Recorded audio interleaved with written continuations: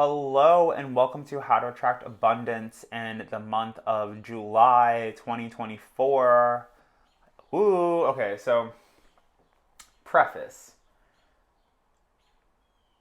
When I was a consumer of astrological and tarot videos on YouTube, I had always found it easier or most impactful when the reader would separate the reading between the 12 different signs.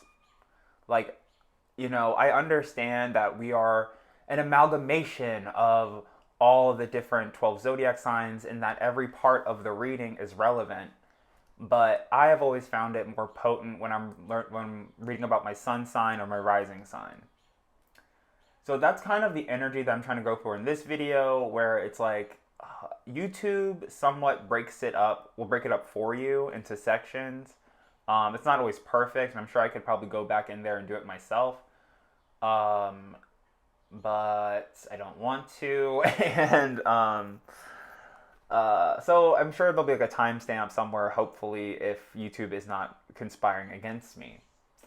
So take the time to listen to all 12 signs, because you can find relevance and resonance in all the different messages.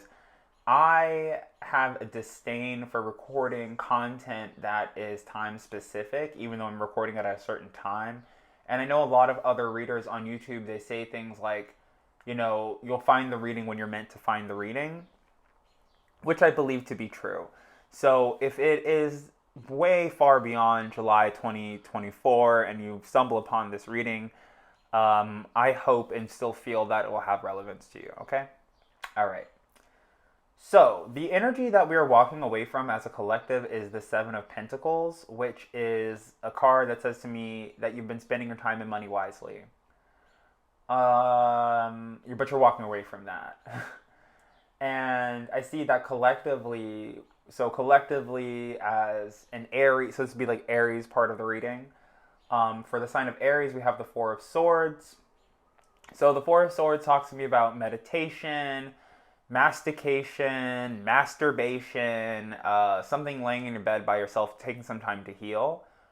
And I'm telling you, like, if you suffer from addictions of any sort, like screen addiction, drug addiction, anxiety addiction, being sick or whatever will really help you break those vices. So how can Aries attract abundance in the month of July? I see that meditation is the answer. Meditation and prayer. So Aries is a very like action orientated sign. So you might have like a beef with the Gemini right now, and you're like, I want to put that bitch in the grave. And so don't do that. And the only way to navigate around that is to pray and to meditate that God will handle the situation for you.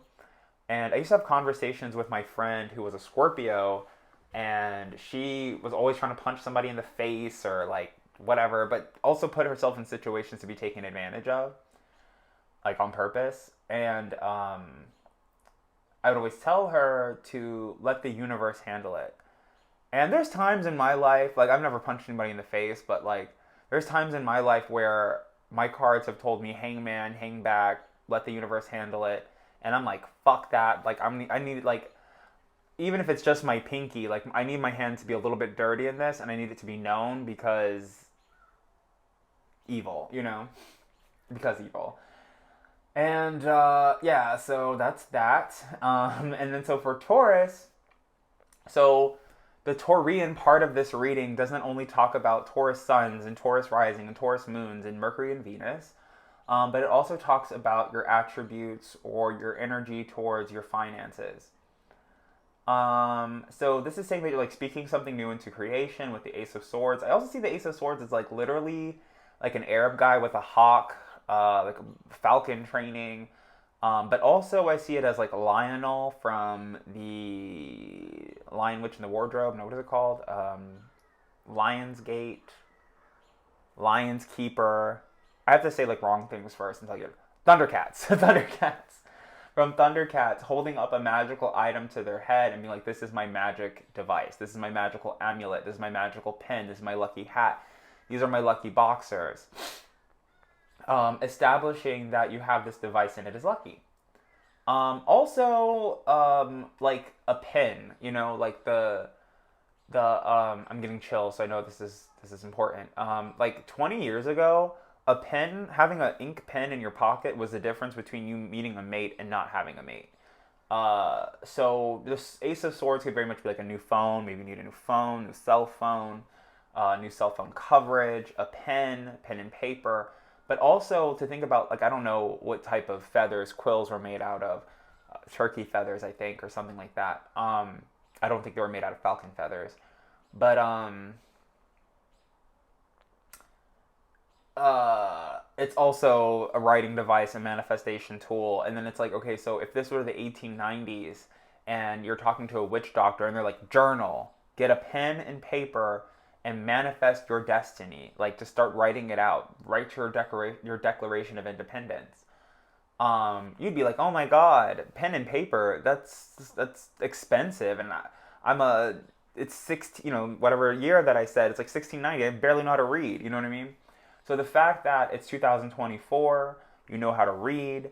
You can get a pack of pens from the grocery store, and paper literally grows on trees. You can do this big magic with very little effort. Okay. And then so for Gemini, okay, so the cool thing, I guess, about doing the separate segmented videos is that if I get tired or out of breath, I can stop. But whatever. So Gemini, hey Gemini. Okay, so how can Gemini attract abundance in July 2024? We are looking at the Chariot card. Chariot to me, it says like new car website. So like you could so it's like you don't want to live in your car, but it's like you could run your business from your car. You could have your car-based office. You could run a business from your phone. Doesn't mean that you shouldn't have an office and that you shouldn't have adequate space, is that you could. So if you're a Gemini and you're living in your car, you can do TikToks. A lot of people update TikTok sitting in their car. You know what I mean? With a bunch of laundry bags in the back. So don't be worried about that. But also, this is the after tarot. So this says it's like he's making, like, the charioteer is like making a choice in this card, like between the black sphinx and the white sphinx. And what I know about the white sphinx in the chariot card is that the white sphinx always lies. So it's like, oh, do you have $4? Yes, I do. Okay, well, I know that the white sphinx doesn't have $4 because he just said he did. It's a lie. Whereas the black sphinx tells the truth. So, you're like, oh, black sphinx, do you have $4? And the black sphinx is like, yeah, I do, but I'm not giving it to you because of the truth, X, Y, and Z, and who you are in judgment, you know? So you might be gravitating towards more like liars and white sphinx because they tell you what you want to hear versus what you need to know. But then when this comes in terms of like a vehicle or a website, it's like light mode versus dark mode. If you're a photographer, like looking at Instagram, right? Like the things that you could be posting could have a completely different energy if people are looking at it on dark mode versus light mode. Even your own abilities and sense of communication can be altered by the predominant color on your screen, whether that's black or white. Alrighty. Okay, I hate... So, how can Cancer attract abundance? Cancer, July 2024. Okay, so I'm always like, oh, I always get uncomfortable talking about race, but race is actually very apparent in the tarot. Like, I see cards that talk about Judaism, I see cards that talk about Islam, I see cards that talk about having like a Norse ancestry, I see cards that talk about Africa, I see cards that talk about South America and North America and native tribes and colonizers, whatever. I see cards that represent everybody. And it's actually really funny because it makes me think of The Sims, like the life simulator game, because I've always understood that Sims had different skin colors. Sure, whatever. It's different skin colors, different hair textures, but I never associated them having nationality. And I had this one Sim, and he loved music, he loved to dance to music, but he preferred the carnival beats, which is like, I guess, Brazilian music. I guess the carnival isn't innately Brazilian, but whatever. And I was like, so I was like, okay, whatever, he likes the carnival beats. And then he would be listening to other music, like alternative, rock, whatever music is available in The Sims. And he would still be dancing, but he would get like very angry.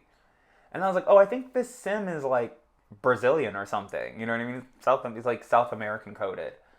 Um, which I was like, I know there's like Asian Sims because they have like almond shaped eyes or whatever, but I don't like to, whatever. So why am I talking about that? So Cancer, it's the Hierophant card. So there is this huge conversation about like race and religion and creed in college that need to be spoken about. You might be feeling like an underachiever because you didn't graduate from college, but just to find out that like colleges are doing everybody very dirty. But it's also the sense that you can start your own college. You might not have gone to Harvard. Your parents might be a little bit disappointed in you, but what happens when you're a professor at your own spiritual school or you become a shaman? And even your inner child might be disappointed that you didn't go to college or didn't finish college, but I think your inner child would be shocked to see who you'll be when you're like 40 or 50 years old. So how can Cancer attract abundance in the month of July? The answer is to like talk to a priest, go to the bank, get your shit together, be on the up and up, act like a five. You know what I mean? And what does it mean to act like a five? A five is like a Taurus and Leo energy, where it's like you want to be the CEO, you want to be the face of the company. Okay, well now you have to go and be the CEO and put your face out there. Like you want to be a model. Okay, well now you have to let people take your picture. You want to be a deli butcher, you're gonna have to cut a cow apart. Like there's no getting around it. You have to learn something and talk to a wise counselor. So you might just need to talk to a therapist. And the thing, like when, anytime anyone suggests therapy to me, I'm always like, what planet? Like I've been through some shit. I've seen people unalived before, car accidents, gun accidents, all types of crazy stuff. And I'm always like, what platitude can a therapist say to make up for the fact that my parents abandoned me? What platitude can a therapist say to help the fact that I got shot at? You know what I mean? But sometimes it's not about them offering you words of wisdom or advice, or like I keep saying, platitudes of nonsensical affirmation. It's more so that you just need to talk about it and to understand what you went through. You're like, oh, because in a flash, you'll be like, oh my God, I went through all this stuff and I don't even remember it. You know what I mean? And it's like, why am I acting this way? Why do I have this? Why do I have that? I don't even remember. And in my own personal journey, I kept saying to myself, like, I don't have repressed memories. I don't have repressed memories. I don't need to do any type of like memory recognition. I don't have repressed memories. And over the past 2 or 3 years, I'm like, oh my God, I have so many repressed memories. Especially when it comes to like, because I was thinking, I was like, oh, I wasn't like touched as a child. You know what I mean? But just because I wasn't touched as a child doesn't mean there wasn't like the threat of it, or there weren't predators around me who were doing and saying predatory things. And it's like I literally had to go through memory recognition to be like, oh yeah, like my aunt tried to hit on me, my uncle tried to hit on me, my dad tried to hit on me. It's super weird. And then it makes you like super weird about relationships, because like the moment anybody starts to give me this like I want to be with you energy, I'm like, like you know what I mean? I'm like, oh, you're trying to take advantage of me, even though it's like I want to be taken advantage of now at this point in this age. Okay, so that's the energy I'm seeing around Cancer. Super light, super beautiful, love and light. And then so Leo. So okay. So like just to backtrack and keep everything super unorganized. Gemini is what you're speaking into existence. Cancer is how you feel, or what your feelings are being affected by or impacted by. And then Leo is your ego, it's your sex life, it's creativity. But I actually see it as like an obstacle, more so like who you want to bang and they don't want to let you, or like, there's like some type of hurdle around it. Like in Better Off Dead, like she'll only let you hit if you beat the jock in the ski competition or something weird.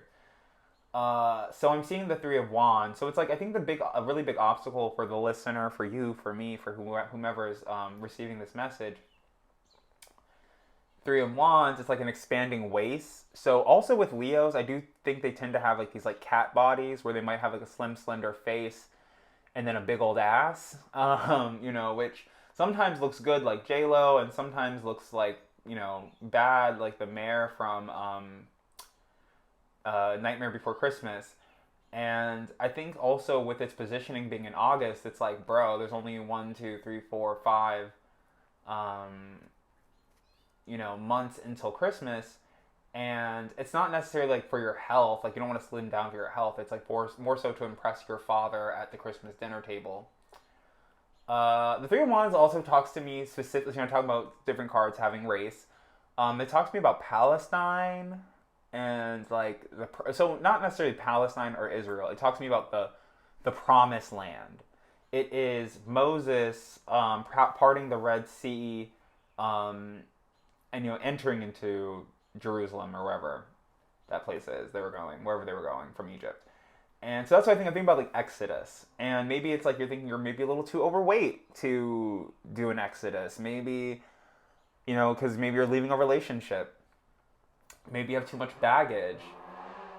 Maybe you smoke too much, or maybe you're like, what is it? Because I'm actually seeing the Three of Wands and the Nine of Wands. So it's like, will they accept that I smoke, or will they accept what I smoke?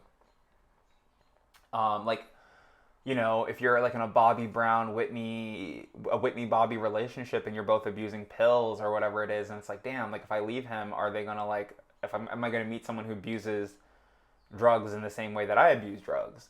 And the Three of Wands, it doesn't even necessarily have to be drugs. It could be like cigarettes. You know what I mean? Like you could pull a Frank Underwood and like smoke 3 cigarettes at night or 2 or 3 or whatever.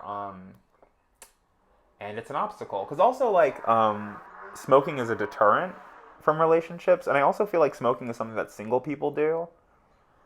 Because I actually dated a Leo, and he was like, "Oh, I don't like smokers," and I was like, "I'll never smoke a cigarette ever again." I was like, "Oh, what?" I was like, "Trash. I don't need these." Because I was satiated with love, and that relationship went on for like 2 or 3 years, and I'm gay, so that's like an eon. Uh, and okay, so moving on to Virgo. So Virgo, how can Virgo attract abundance? July 2024. Hello. So Virgo is. So someone actually said this on Reddit because there was like something about somebody talking about how they're an Aquarius and they don't like Virgos and blah blah blah. And this Virgo was like, oh my God, imagine your health and wealth and work suffering because you're mad at Virgo, right? Or because you say you don't like Virgo. So Virgo impacts your work, like your job, like a job you do every day. So not necessarily your career, but more so like a side hustle or whatever you want to call it.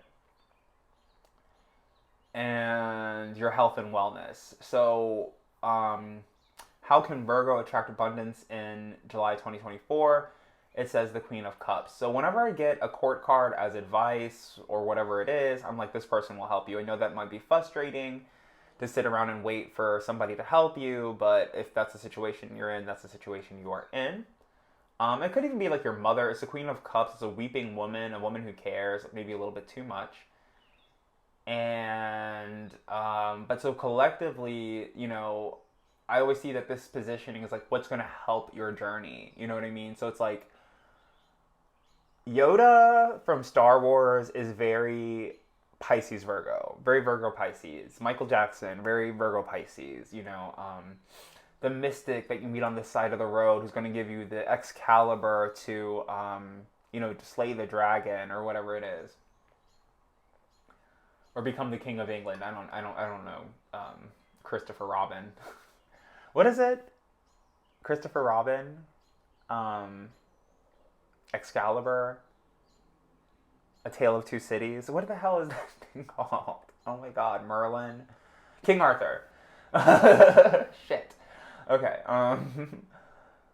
Merlin. What did I say? Tale of Two Cities. Prince and the Pauper. So this woman's gonna help you, but also maybe even being a weeping woman, caring about your job, caring about your work, caring about a weeping woman at your work, telling somebody that you do care, even though you may not. And so that's the thing too, I guess. Like I don't really like. I'm a Pisces. Like Virgo isn't my favorite energy to be around.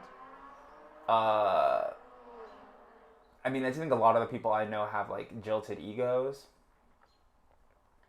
But they do tend to like gatekeep astrology and to box people out and have the want to exile people. So it's not to say that they're perfect, but they might like withhold medicine from you or medical information. And also, on that same Reddit thread, this woman was like, "Oh, I don't. It might have been a different Reddit thread actually. Now I'm thinking about it." She was like, "I dated a Virgo, best sex of my life," and I was like, "Was it the best sex of your life, or was it just unprotected?" Because that's my stereotype about Virgos, that they're like sort of dirty and that they lie and manipulate through astrology to say that they're like these OCD neat freaks to cover up the fact that they're like filthy trash heaps. Um, and uh, and I only say this because like okay, so COVID, right?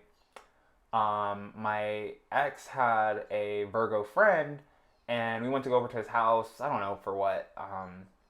And I just give him a fist bump. I'm like, I already don't like touching people to begin with. Like germs already exist, plus COVID. You're a whore. Like he's a known whore. Like I'm not touching you. You know what I mean? But Virgos are the type to like not use when it comes to like sex or face mask or whatever. It's like they're the type to not use protection until they are sick. So it's like a Virgo will have some type of I don't know what they call it anymore infection, STI, sexually transmitted infection, and then they'll use a condom. Whereas like I feel as a Pisces, I feel Pisces will like use condoms to avoid ever contracting the infection. But when like I've met several people, Libras and Virgos, and you ask them to use a condom, like I'm not dirty, and I'm like, well, do you use these? Because if you don't, you are. You know what I mean? So they're like they feel like you're calling them sick or diseased, and it is sort of like putting I guess when it comes to a long term relationship, it is sort of like putting one of those like tissue paper things over a toilet seat. But like if you're a toilet seat, you're a toilet seat. I'm not going to sit here and make believe that you're not a toilet seat just because it's part of your early fall delusion. So be aware of that. So like what is going to help us on this journey? Probably some condoms. Probably asking some cancer woman, be like, hey, I need money for condoms, or like, do you have a condom that I can borrow? So they don't have another unwanted pregnancy, and that. And I mean, I guess like, okay, that's that. I feel like I spent enough time on Virgo. So how can Virgo attract abundance? Wrap it up. Um, I should have done a video. I'm doing a lot of cute faces while I'm recording this. Um, but I always go back and forth because sometimes I'm like, I can sit there and look at my face for 30 minutes, and other times I can't, and I'm just like, ugh. Or like I want to use it for a short, I don't know, a lot of things. Anyway, so Libra, how can Libra attract abundance in the month of July? I am seeing the two of wands.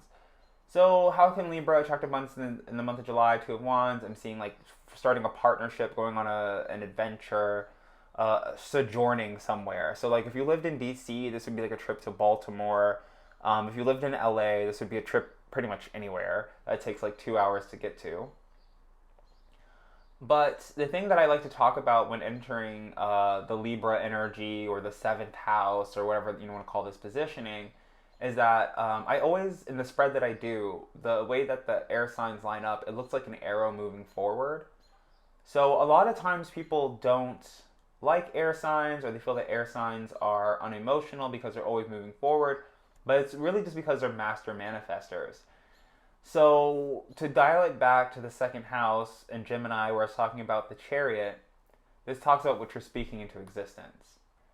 And the seventh house or the Libra positioning is where I see like what actually is coming into existence. So the the third house, I think I said second house, the third house of Gemini, you might be like, I want a new car, I want a brand new website, I want a Ferrari, I want a yacht, blah, blah, blah. That's what you're speaking into existence. And then what actually is manifesting or what you're actually receiving, I think, is like a trip somewhere. And why is that? Well, I'll talk about it a little bit more when I get to the 11th house because it talks about your energy and your vibration.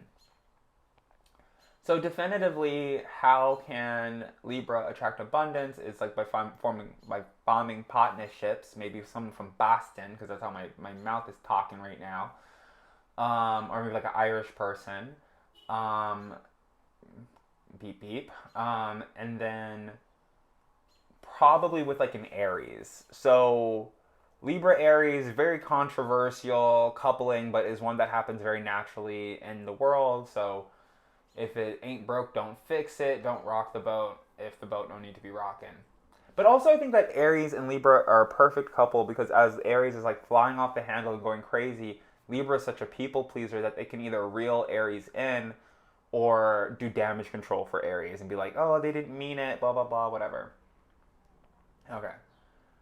So, Scorpio. Scorpio, how can Scorpio attract abundance in the month of July? I'm seeing the Queen of Swords. So, just like with Virgo and the Queen of Cups, this does kind of talk about like just kind of waiting on someone to help you. I think that the Queen of Swords being in the Scorpion position does talk about a lot of desire around like an Aquarius woman, an Aquarian woman, a Gemini woman, or a Libra woman. That's very desirable.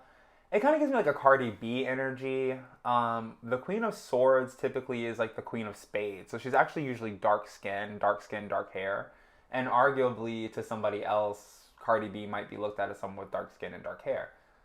Um, Also, the Queen of Swords carries names like Tracy, Trixie, Kelly, Stephanie, uh, Tony, Tawny, like little cutesy, chitsy, bitsy names. So it's probably someone with a name like that. The Queen of Swords also, so swords, right? They have like beards a lot of the time. So if it is a biological woman, she might have a little bit of stubble and need to shave with her sword. Or it's a man with long hair. Like I always kind of think of like a redhead Kurt Cobain almost, or like a brunette Kurt Cobain. He might have had brown roots. I don't know. But the Queen of Swords, very rare to me, is very rarely a woman. It's usually a man with long hair.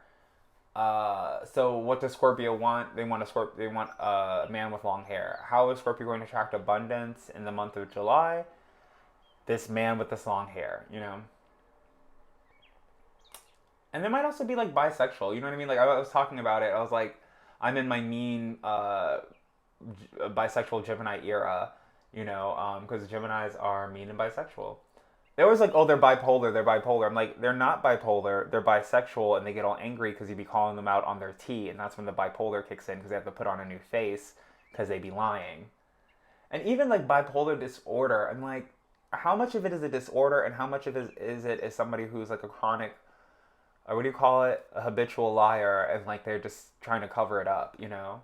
Because it's like if you're dating one person, you're dating another person, like, you know, it could be very simple. Like, you know, you're dating Brittany and you're goth with her, and then you're dating Cindy and you're like preppy with her, and then it's like, oh, this guy's bipolar, and it's like, no, he's just fake. Like he's just putting on different costumes. Like there's no like don't bring psychology into this and don't bring binaries into this. The guy's just an asshole. You know, like it's not psychology. It's just insecurity. But they do tend to be bisexual. They do tend to like live double lives, multiple marriages, be married to different people, unbeknownst to them. So I'm not thinking like if I see someone who's Mormon, I'm not thinking that they're a Gemini. I'm like Mormon, you're probably Capricorn or Pisces, someone who likes to enslave people or someone who actually believes in God.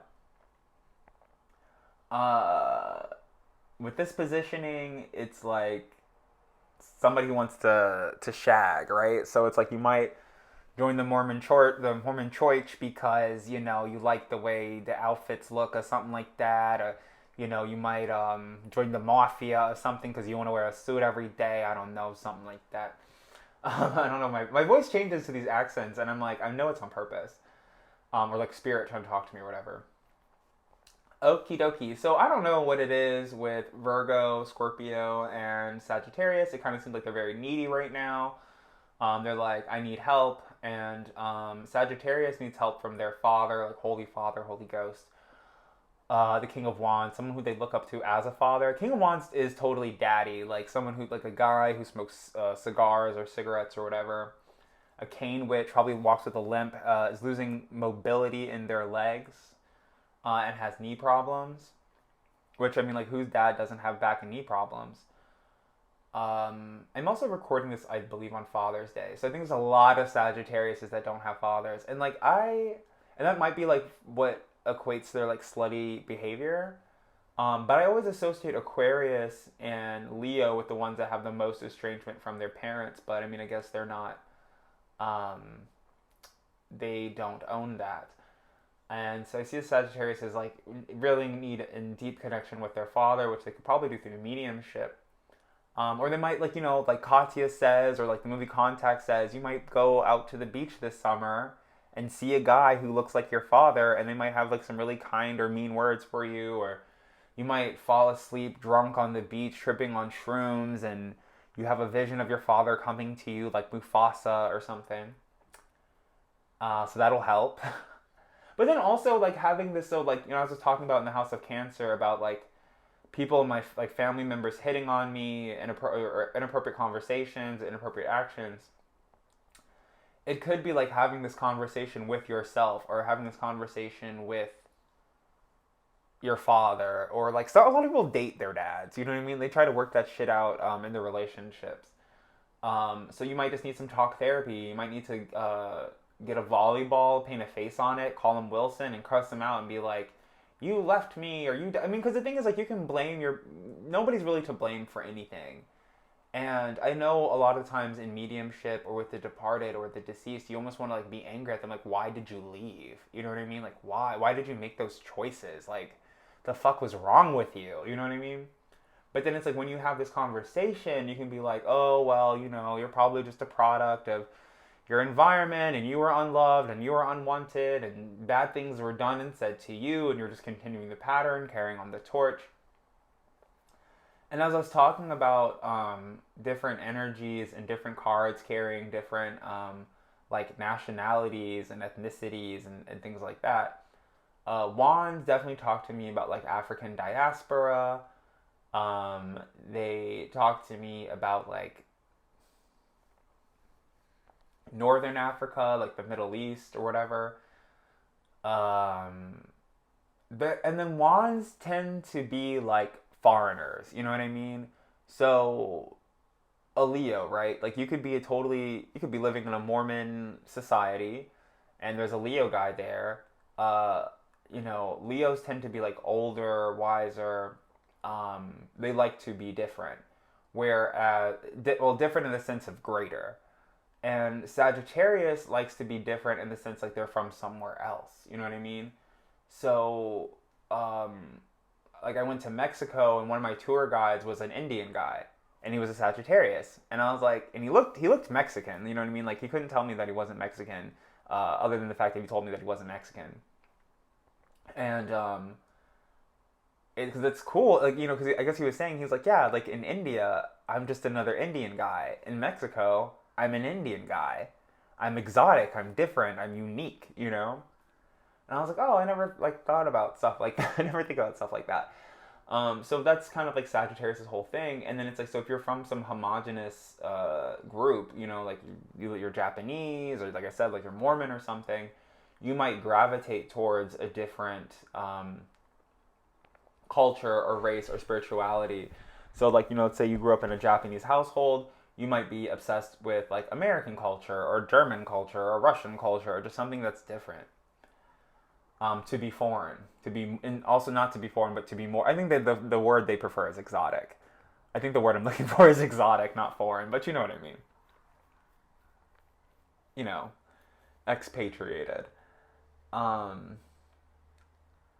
Alrighty, so thank you guys for hanging in there. Even though I'm not staying true to labeling these different positionings adequately, I'm just like bruising along because that's how I do it, because that's how the messages come to me. But Sagittarius is the sign of long distance travel and higher education.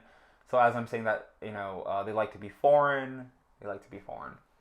They like to travel different countries. They like to learn. They like to be scholarly. And then also seeing the King of Wands in this Sagittarius position is also saying to me that, which is oh my God. So as much as I get annoyed to see a court card as an advice in a vice spread saying that I have to sit around and wait for someone to help me. I extra hate it when I see a court card that represents myself, where it's like, oh, just be yourself. And I'm like, I'm obviously having difficulty with that, but like, King of Wands in this nine house position, it's saying be yourself, do what comes naturally to you. Like I would probably judge a person who smoked all day and played scratchers. But if that's your magic, that's your magic, and no one can really mess with that. The King of Wands is also somebody who is like a king of candles, like that little candle Pokemon, lantern something, or chandelier, like they make candles or chandeliers or something like that. So be yourself. And then also, I always tell people, like, especially with Sagittarius, because Sagittarius, like I said, like, they don't want to be a different race. They want to be all the races. They don't want to speak a different language. They want to speak all the languages. And they get caught up in this very, like, I don't know what to really call it, but it's like, if you see somebody making candles, they want to make candles. If they see somebody making soap, they want to make soap. If they see somebody spinning plates on their head, they want to spin plates on their head. Just be yourself. There is a talent that you do that you've been doing since you were a child, whether it was mocking the river dance, blowing bubbles, vaping, like something that may seem, maybe even like starting fires, like, like a campfire or something that doesn't seem lucrative and just seems inane and asinine, but like it's literally your cash cow. Okay. Alrighty, so now we're moving to Capricorn. Capricorn rules your destiny. It rules your path in life. Your your mighty iron present, like Kelly Rosano used to say. One of my favorite astrologers. So this is like this is your midheaven. This is like where you're headed, and it's the moon. So you're supposed to be sort of alone. You're supposed to be sort of an artist, right? And I was thinking about this earlier, where like I do a lot of self promoting on Instagram. I go out to a lot of parties. I talk to a lot of people. I have a lot of friends. I was like, I don't think if I had a significant other, I think I would make them very insecure. And I think that they would try to retaliate really bad. And it's probably better that I'm alone. And I think while you're trying to climb this hill and you're going on this spiritual journey, I think it would be better to do it alone because, like, you most likely weren't in alignment when you chose this relationship. Whether it was an alignment with astrology or alignment with tarot, alignment with your goals. When you were in high school or college, you probably thought that you wanted to, be a movie star or to perform on television. And now you're like, I want to be on TikTok. Like, the market has completely changed. Like, I saw some picture of some nostalgic McDonald's menu, and it had this cartoon character from some, like, Cartoon Network TV show. And I'm like, even advertisers and marketers have to think about things differently because, like, are kids sitting at home watching television, or are they just sitting on TikTok watching clips of Peppa Pig and not full episodes, and they don't have the reference? And when they go to buy oatmeal or Gushers or whatever, they're not going to have any reverence for Peppa Pig or whatever cartoon character is on the screen, So that's something I've been thinking about. I don't remember what cartoon character it was. It was like from some cat show that I was too old to watch, probably. Right. And then that's the funny thing about me and cartoons is because I love cartoons, I love animation, I love to draw, but I really am not a huge imbiber, or what do you call it? I don't watch a lot of cartoons. Or I didn't when I was a kid. When I was a kid, I loved the Moon Card. I loved Nick at Night. I loved sitcoms, Facts of Life, Wings, Cheers. I love Cheers. You know what I mean? Late at night watching sitcoms. And I do also see, so this is your destiny. You might be in an animated sitcom one day. Because I was watching, I forget what it was, but I was like, The Nanny. And I was like, this would have been such a better show if she were animated because she could be like more of a sex pot, sex kitten. And then Bryce wouldn't have had to have been written out of the show because he started to age very rapidly. Like, I think Bryce was fucked up with drugs. Like, he had bags under his eyes, his hair was thinning, and he was like 8 years old. Which, I mean, those things happen to young people, but it's like if that show were a cartoon, it could have had a completely different energy. And then I think, like, to date, they're working on, or it's coming out as like a Married with Children cartoon. I'm like, yeah, bring back Mrs. Garrett, bring back Facts of Life, bring back Wings and Cheers and Frasier and Good Time. Oh my God, there's like the Good Times. Bring back Good Times cartoon.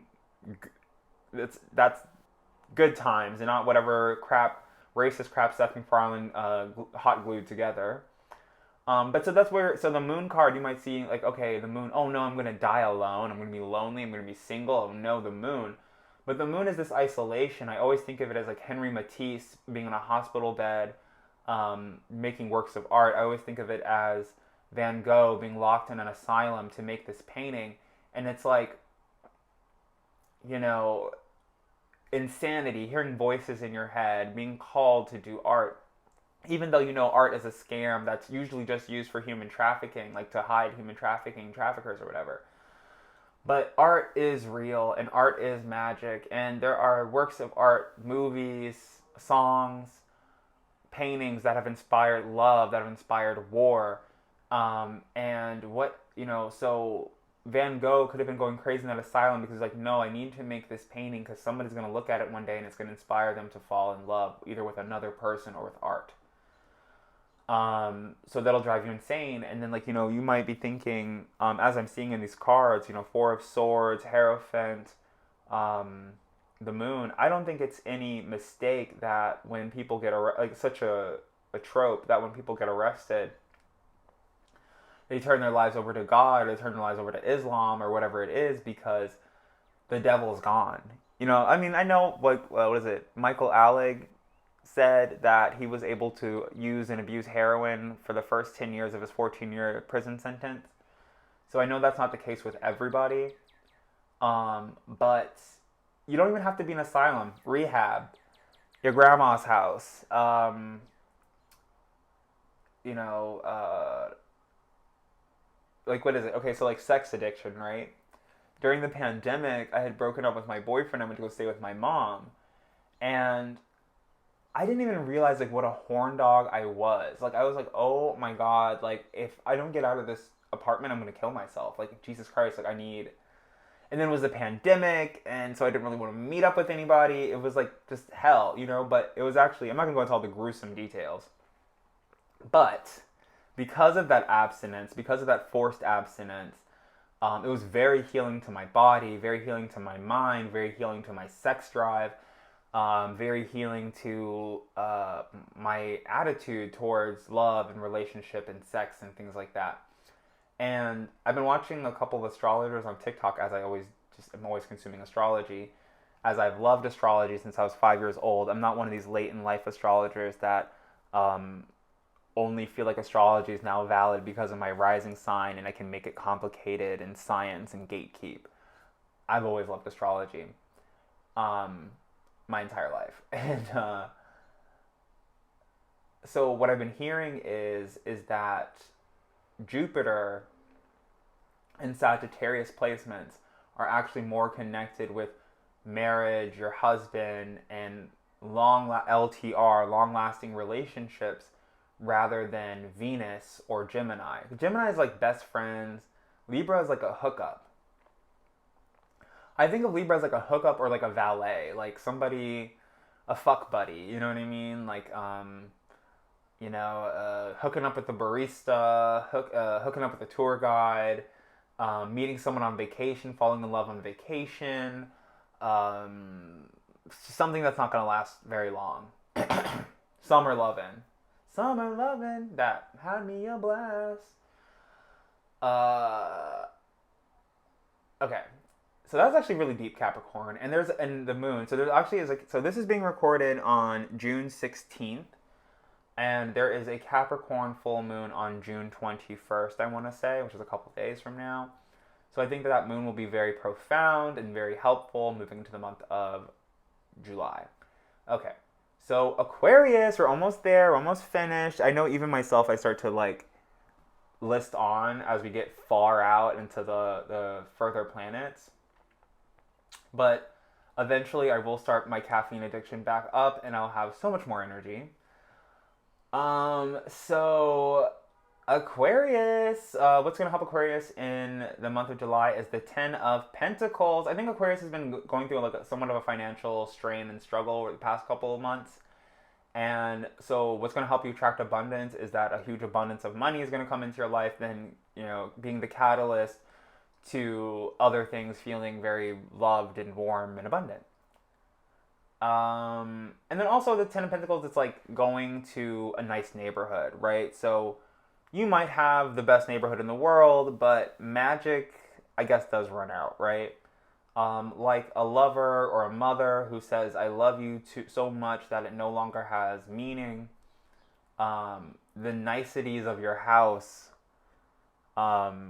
might run out of magic, right? Like I was saying to somebody, I was like, the internet and social media is so horrible. Like I'll see somebody filming a video in their house and I'm like, oh my god, I never had a house before. And I'm like, I'm literally sitting in a house right now. You know what I mean? It's just these tricks they play on your mind. Like you'll see someone go on vacation, you're like, oh, I wish I had time for vacation. It's like you literally just got back from vacation. You're being ungrateful.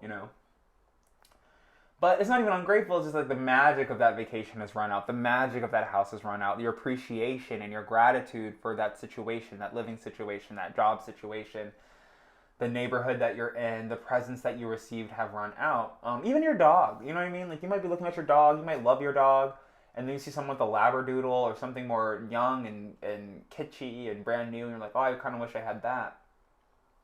But you're just being ungrateful, you know what I mean? So just take a little trip, like a day trip, like I said, sojourn somewhere, um, somewhere nice, a nice neighborhood, and then so how can Aquarius attract abundance? Oh, the vibration. Okay. I know I was forgetting something. So whenever I do a tarot scope for a personal, for a person or whatever, personal tarot scope, these are as I always talk about the law of attraction, art of allowing, these are the most important parts of the reading to see when you are working with manifestation. And as I was talking about the Capricorn full moon, the full moon is a really good time to like where my manifestation's at. You know what I mean? So if you're working with me and it's the new moon, I think the best thing to do would be to get the intuitive affirmations, which the intuitive affirmations are a tarot scope spread. I do a tarot scope spread, and like so if this tarot scope spread were positive affirmations, I would say, I am resting. I have magical foresight. The words I say protect me. I feel connected to God. I use my promised land. Or no, what? I will reach the promised land. Or I will reach the promised land. I will being in the promised land. I will going to the promised land. It's like will in the sense of like where there's a will, there's a way. I acknowledge the help of the Queen of Cups. I attract great partners. I want to work with the Queen of Swords, or I want the Queen of Swords in my bed. I want the Queen of Swords. I know the King of Wands, or I see the King of Wands. I see what he does. I see who he is. I see the King of Wands. I use the moon. So I use the cycle of the moon for manifestation. I use the cycles of the moon for guidance. I use the cycles of the moon for liberation. That's how I would do that. And then for Aquarius, it's like I know I'm rich. I know I'm wealthy. And this is, I don't know if this, I think I did a reading, I do readings on Reddit for people. I think I saw this in a reading on Reddit where it's like, you might be, like I said, like the magic might be just worn out. You might think you're poor. You're like, oh, I'm so poor. I don't have anything. Like, and you step outside and you're like, depending where you are, even if you're in some podunk trailer park, like, you're in the richest country in the world. If you're in America, and you understand me and you speak English, you're probably doing okay. Even if you're not in America and you can, if wherever you are and you're listening to this video and you can understand me, you alright, okay? Like you're not doing that bad. If you can't understand me, you think my accent sounds weird, maybe you're doing a little bad, or I don't know, but I think you're just fine. And in the cards, I see that your vibration is just fine as well. So, you might be so wealthy and you might be so rich, you might be thinking that you're undeserving of nice things or luxuries or whatever it is, so that lowers your vibration to the Two of Wands. Where, you might be smoking cigarettes, maybe you're smoking Newports when you should be smoking Marlboros or something like that. Burning cheap incense when you deserve expensive incense. All those things. And so what's going to help you is that someone's going to bless you financially. Ten of Pentacles, could be a Capricorn. Your vibration is that of a wealthy person. So as long as you keep your vibration very wealthy and very deserving, and not that of like the Six of Pentacles, that of like a beggar, or the Two of Swords, someone whose energy is blocked off from everyone. Just continue to carry yourself like Electra Devereaux. What's the girl from Pose? Dominique Devereaux. Just carry yourself like her. I love her because she gets those words out even if she trips over her accent, and she still delivers and reads and cuts people down. I love it. You know what I mean? So even if you may not sound super intelligent going on your rant, you may not sound super intelligent talking about the horrible things that happened to you in the past, your accent might slip out, your color might show. Go for it. Even if you don't have a Boston accent and you need to get that out and you need to tell somebody something or whatever, let it be from a Boston spirit. Let it be from an Old English spirit. Say it in Scottish if you need to. Just get out what needs to be said. And then I know a lot of people, they don't like the Ace of Swords in the second house, or the Taurus position. A lot of people don't work on their singing voice, and they don't work on their speaking voice. And so they're insecure about it, and they mumble. Like, I literally know people who mumble out of fear of sounding stupid, or sounding feminine, or whatever. So it's like you're trying to have a conversation with them, and you're like, oh, yeah, I really feel this way about Joe Biden and Trump and blah, blah, blah, X, Y, and Z. And they're just like, skip, scap, skitty bat. Like, they're like, they don't have anything to say. They don't know how to say. And you'd be really surprised at like how much more education you have than the average person that you probably sat next to in school or, speak to every day at work. They may not like, there's things, and it can go very easily. It's very easy for people to not know things, like geography or spelling or speak, or how to speak, or how words are pronounced. And people also get confused, you know what I mean? Like, people forget things when it comes to, whatever. So just work on yourself. Do that Duolingo. Study grammar. Expand your vocabulary. Work on yourself. You hate the way you sound. I'm sure everybody else does too. Work on it. Or either work on loving it or changing it. I'm not trying to be like Bob the Drag Queen clearing my throat, but here we are. We've made it, guys. We're here. Pisces at last. Welcome to the 12th house, and how Pisces can attract abundance in the month of July, in the year of our Lord 2024. And it's the Ace of Cups, which I definitely believe I was doing an intuitive affirmation spread for a client, and I received the Ace of Cups in 12th house as well, where a lot of people don't drink water, is a thing. A lot of people need to be reminded to drink water. But then also there's this whole concept laid out by Ralph Smart, which I'm sure he's not the first person to lay out this concept. But he talks about like different relationships that you can have based on beverages, He's like, you could have the Coca-Cola relationship that's very tasty and energetic and exciting, but ultimately unhealthy for you. Or you can have the water relationship, which is life-affirming and life-sustaining, And so if this were, like I said, like how I do the intuitive affirmations, if these were affirmations, the Pisces house is an affirmation, or the 12th house, the Pisces house, is an affirmation of belief. Pisces believe. Like Virgos might analyze astrology, they might read astrology, they might write astrology, but they don't believe in astrology. Scorpios And Libras may use astrology as their aesthetic, and their conversation pieces. It's like, oh, you're going to talk to her. She's going to start talking about the stars, and she doesn't even really know what she's talking about, but that's just what she does. Whereas like an Aquarius would probably use like astronomy as their aesthetic. Like they're like, oh, I like astrology, but I'm more into the cosmology of the universe. Pisces believe. We believe in astrology. We believe in tarot. We believe in God.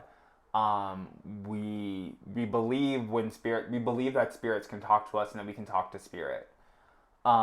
We believe in magic, and actually in magic and manifestation, that is actually the most palpable thing that Pisces have in their favor. Is that when they light their candles, they're not saying to themselves, "This isn't going to work."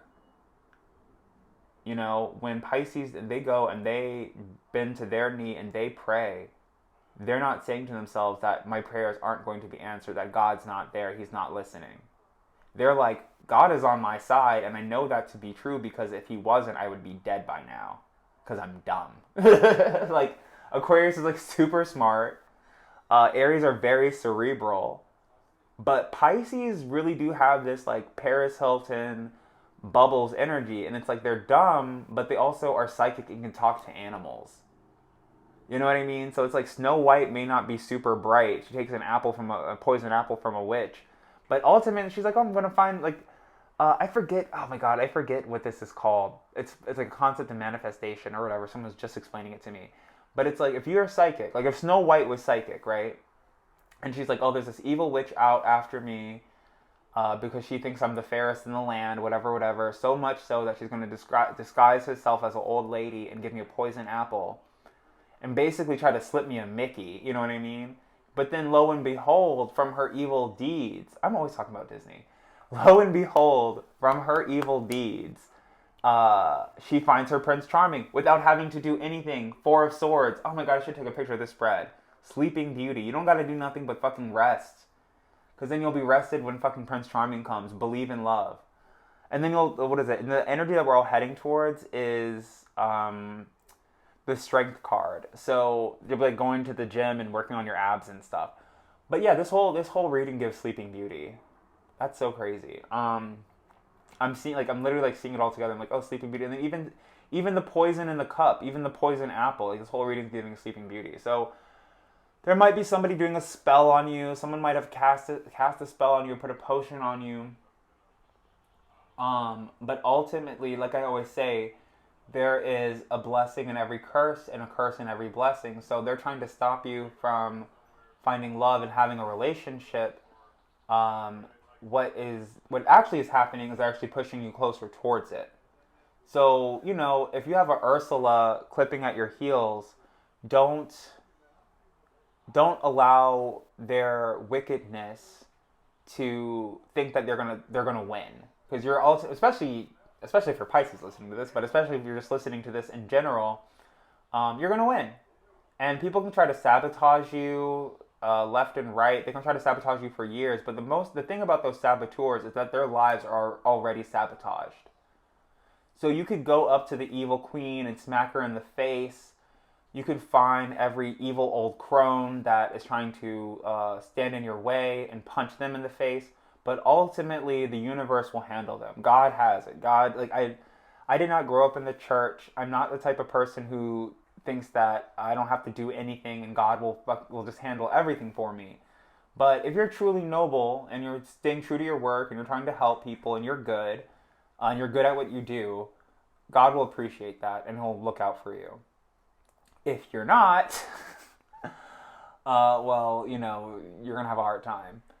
Okay, so this has been officially like an hour, so I'm basically a Marvel hero at this point. Like, subscribe, don't like and subscribe. Book a reading, book an intuitive affirmation reading around the new moon, which I don't have that committed to memory right now, which would actually be really great for a July ahead video if I knew. I could look it up. I'm not going to. And around the full moon, I think that's when you need the more in-depth reading. The affirmations, I think, are very like love and light, which may not give you the full picture. And it's like my thing with tarot reading or astrological readings where you want to keep it bouncy and positive and happy, right? Like that, because that's what keeps the money flowing. Like if you are an astrologer and you're seeing these positionings with Eris, and you're like, there's about to be a horrible world war. You know, you can't sell that. People don't want to buy World War and Red Dawn. So what you have to do is I don't know, mitigate that until you can find some clients and get them to talk to you about like love and relationship and things like that. Or that's why I feel like most of the astrologers are like, I'm like, there's no way these tarot readers or astrologers are doing what they're supposed to be doing correctly, because if they're seeing what I'm seeing, they'd be like hiding in a hole somewhere.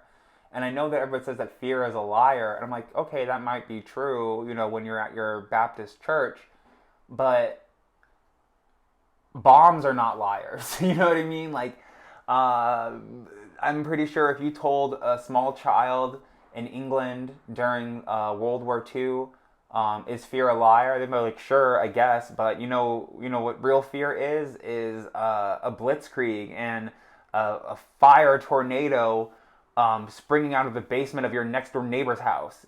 You know what I mean? Like, fear is a liar, but like shrapnel is real and automatic weapons are real. And so that's what I see. And you just gotta stay strong. Love is real, but also like 300. You know what I mean? Like those guys, the reason why they were able to fight so well together is because they weren't in love. I have this whole conspiracy-based theory about how the Secret Service is fake. Because I'm like, really? Really?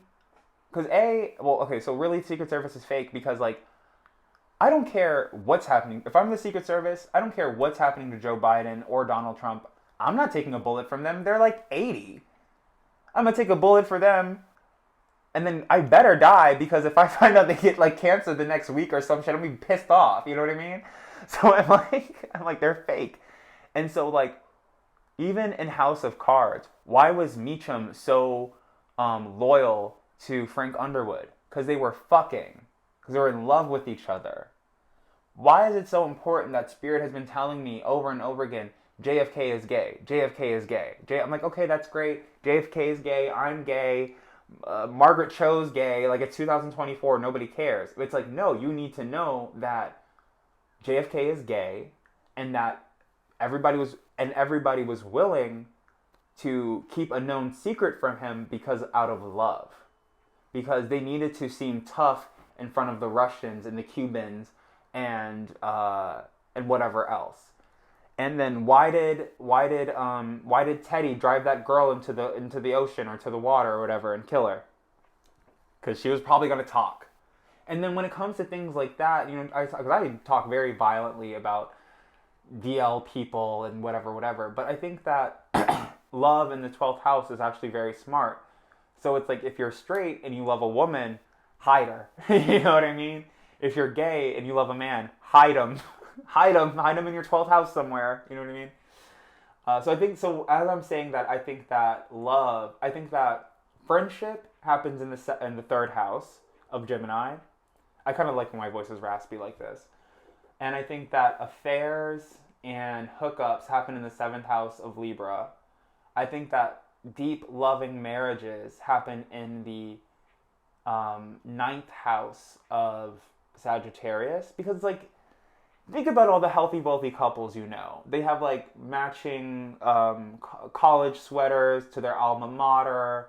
They're united in faith and in God.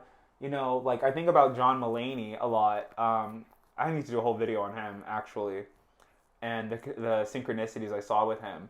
But it's like, I feel like if you're a Catholic person who identifies as Catholic and then you're dating someone who's Jewish, it's like you're either trying to cause problems in your family or your bloodline, or you're just, like, not heterosexual and you don't intend having children. But you're still trying to keep up appearances. I've been having an Ethiopian accent lately, and I love the way that Ethiopians talk. This one thing that they do, instead of saying there, they just say they. Everything is they.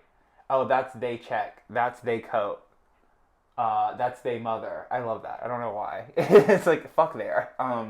And also because, like, think about how difficult the grammar around that word makes speech happen. And just to tie it back to everything that I was seeing in the cards, I think with Cancer, I believe it's like people are having the sign of Cancer. People are having difficulty speaking up for themselves because they might have a goofy accent, or they might have really bad grammar, or what I mean, like imagine going to um, the the police department or to a detective or whatever, and you sound like Sofia Vergara, and the police officer is also Spanish, and they're like looking at you like, why can't you speak correctly? You know what I mean? And they're being judgmental and mean. Um, or just your English just isn't good. You know what I mean? Like we're talking about the art world and Capricorn and human trafficking. You're taken from another country, you're brought into another country. Like I know if I was in Turkey somewhere, like I don't know two words in Turkish. If I was in Ethiopia somewhere, I literally only know how to say hello. And what if something happens to me? What if I'm unsafe? What if I have to talk to the police? Especially as an African American, it's like God, like, am I going to get the adequate help? Being in Japan or Korea, as so many Americans did in 2011, they probably drowned to death in some Jungam death apartment in Busan. Um, I know it's been coming through to me a lot. I don't even know if they're called that, but like spirited, like they're called like death apartments. People die when they flood or whatever, and I know that's how they say death in Korean. Anyway, so that's what I see. Love and light. Um, um, about how to attract abundance, where our vibration is, where we are on our path, what we need to believe in, who we are, where our self esteem is, what our obstacles are, and what will help us. And that's the Taroscope. Alrighty, codified canon sign out that I do for every video, insert here. Um, I wish you the best on your journey, and I hope that this video helps you. I think that's a more sincere sign off. Okay. All right. Bye.